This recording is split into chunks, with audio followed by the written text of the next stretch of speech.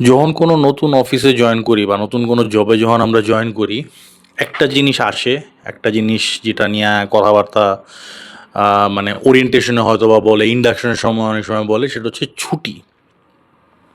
Sick leave, casual leave, annual leave, এই তিন টাইপেরই মোটামুটি লেজিটিমেট ছুটি আছে।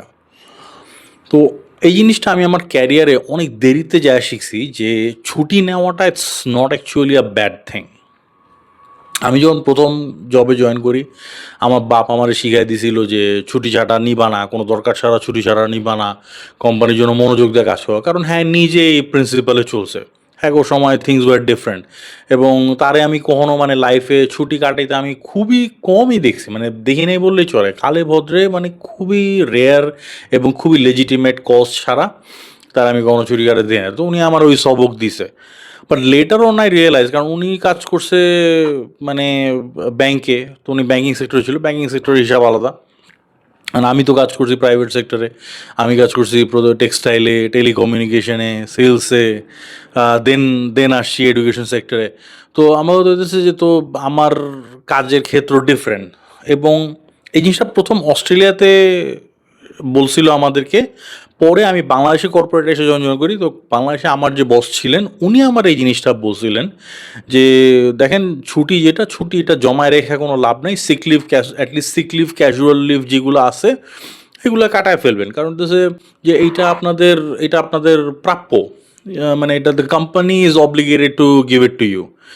আর অ্যানুয়াল লিভের যেটা, যে এনক্যাশমেন্টের যেসব জায়গায় অপরচুনিটি আছে, যেমন আমি ওই অফিসের যে অফিসের কথা বলছি, ওই অফিসে এনক্যাশমেন্ট মানে আপনি যদি অ্যানুয়াল লিভটা যদি না কাটান ওই টাকাটা আপনি পাওয়া যাবেন। ওই কয়দিনের যে পারিশ্রমিক ওটা আপনারা দিয়ে দেবে, এটা এনক্যাশমেন্ট। তো ওইটা বাদে সিক লিভ ছিল হচ্ছে মনে হয় 14 দিনের, ক্যাজুয়াল লিভ ছিল মনে হয় এরকমই 14 থেকে 16 দিনের, চেয়ে বেশি হওয়ার কথা না। তো মোটামুটি পুরা বছরে 1 মাসের মতো। তো আমি অনেক সময় যেটা করতাম, মানে যে উনি যেটা আর কি শিখাই দিয়েছিলেন, আমি যেটা করতাম, এবং উনি এটাতে কোনো মাইন্ড করতেন না। কারণ আমি অনেক সময় বাসায় বসেও অনেক সময় ছুটির দিনে আমি কাজ করে দিছি, অফ টাইমেও অফিসটা আওয়ারের বাইরেও আমি কাজ করে দিছি। তো ওই জন্য আমি যদি টাইম অফ নিতাম ওইটা নিয়ে উনি মাথা ঘামাইতেন না। তো হি ওয়াজ কুল উইথ ইট। সব বস এরকম হয় না, আমি লাকিলি পাইছিলাম এরকম।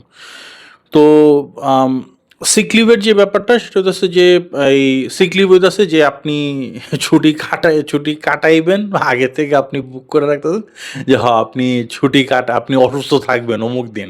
আর ক্যাজুয়াল লিভ ইজ লাইক আমরা আমরা কেমনে কাটাই, যেমন হচ্ছে উপস অসুস্থ হয়ে গেলাম। মানে একদিন হঠাৎ করে গেলাম না, পরের দিন অ্যাপ্লিকেশন জমা, স্যারের থেকে সাইন নিয়ে অ্যাপ্লিকেশন জমা দিয়ে দিলাম, বা ফর্ম ফিল আপ করে জমা দিয়ে দিলাম এইচআর কাছে যে এই যে ক্যাজুয়াল লিভ। এটা আমরা দুষ্টামি করে করতাম কাজুয়াল লিভ। মানে it was kind of like a dad joke among us, যে আমি একজন বলতাম যে আমি কাজুয়াল লিভ নিচ্ছি, তো আরেকজন বলতো যে আমি তাহলে পেস্তা পেস্তা লিভ নিব। এনিওয়েজ, তো বস আমার যেটা বলছিল যে বাংলাদেশের যে ওয়ার্ক কালচার, বাংলাদেশের অফিসগুলো যা অ্যাকচুয়ালি আপনার প্রোভাইড করে তার তুলনায় এটা ইটস কোয়াইট স্ট্রেসফুল এবং কোয়াইট ডিম্যান্ডিং। বসদের বিভিন্ন ধরনের চাপ থাকেই, যে এই সেলস টার্গেট হিট করো, কেপিআই হিট করো, নতুন আইডিয়া দাও, হ্যান করো ত্যান করো, হাবি জাবি কত কিছু। তো মানে সামটাইমস ইটস গুড টু মানে break away from things. Sometimes it's good to মানে take a break from things, recalibrate করা, refocus করা, re-energize করা। It's kind of like muscle building এর মতো। বডি বিল্ডিংয়ে আমরা যে টার্মটা ইউজ করি এটা হচ্ছে যে মানে টেকিং সাম টাইম অফ। তো এটা আমরা যে জিনিসটা করি যে দীর্ঘদিন টানা, ধরেন 5-6 মাস টানা আপনি জিমে যেতেছেন, তো মাঝখানে আপনি 1 সপ্তাহের একটা গ্যাপ দিলেন, তো এটাতে হয় কি যে মাসলগুলো একটু এক্সট্রা রিকভারির টাইম পায়, প্লাস মাসলের গ্লাইকোজেন জমা হয়। পরে ওই মাসলের গ্লাইকোজেনটা যখন আপনি ব্রেকডাউন করার জন্য আবার জিমে যান, তখন মাসল আরও স্ট্রং হয়, মাসল আরও বেটার হয়, ওয়ার্কআউট করতে আর একটা এক্সট্রা স্ফূর্তি আসে। তো এই প্রিন্সিপালটাই। তো ছুটি নিয়ে মন খারাপ করার কিছু নাই, বা ছুটি নিয়ে এটারে মানে নিজের কোনো অপরাধ বোধের মধ্যে ফেলার কিছু নাই। ছুটি কাটায় ফেলাইবা। আর ছুটি কাটার জন্য কী কী অজুহাত, বিভিন্ন ধরনের অজুহাত রেডি রাখবা। আমি এমন কোনো মনে হয় যে অজুহাত নাই যেটা আমি ইউজ করি নাই। নানিরে একবারে মাইরা ফালাইবা না, আল্লাহ মাফ করুক। নানিরে একবারে মাইরা বলে না, নানিরে আমি ধাপে ধাপে ধাপে ধাপে ইউজ করি। আমার নানির টনসিল অপারেশন হয়েছে, গল ব্লাডার অপারেশন হয়েছে, মানে হাইপোথেটিক্যালি আর কি। কিডনি অপারেশন হয়েছে 4-5 বার। আমি একবার শুনেছি যে কিডনি অপারেশন হয়েছে, আমি যে একবার শুনেছি, বললাম যে ডান কিডনি অপারেশন হয়েছে। ডান ডান কিডনি নিয়ে সমস্যা হয়েছে। আরেকবার হয়েছে যে বাম কিডনি।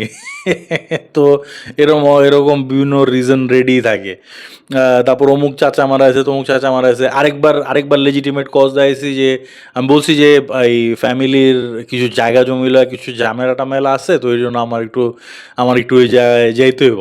অ্যাকচুয়ালি তো কোনো জায়গা জমি লয় কোনো জায়গা জমি নাই, কারণ জায়গা জমি তো মামা চাচারা খায়া লাইছে, জায়গা জমিই নাই। তো ওইগুলো কোনো প্যারাই নাই, বাট এক্সকিউজ হিসাবে ইউজ করতে কোনো সমস্যা নাই। তো সবচেয়ে বড় কথা হচ্ছে যে আম, বাংলাদেশের ওয়ার্ক এনভায়রনমেন্ট যেরকম, এখানে যে ধরনের চাপ, এইটাতে মানে ছুটি কাটানোটা এটা আপনার জন্য মোটামুটি একটা বাধ্যতামূলক কাজ হয়ে যায়। Take a break away from stuff, ছুটি কাটান। আর সবচেয়ে বড় কথা, যারা যারা সিক লিভ এবং ক্যাজুয়াল লিভের যাদের এন্টাইটেলমেন্ট আছে, কাটায় ফেলান। এটা মন খারাপ করেন। আর অ্যানুয়াল লিভ যদি আপনি এনক্যাশমেন্ট, অনেক সময় ক্যাশের চেয়ে মানে ছুটি কাটানোটা বেশি ইম্পর্টেন্ট হয়ে ওঠে, কাটায় ফেলাইবেন। কারণ এই যে টাইমটা যাইতেছে, যে টাইমটা আপনি আপনার ফ্যামিলি দিতেছেন না, এই টাইমটা কখনো ফেরত আসবে না। এই জিনিসটা মাথায় রাখেন। Time is always flowing, time is always running out.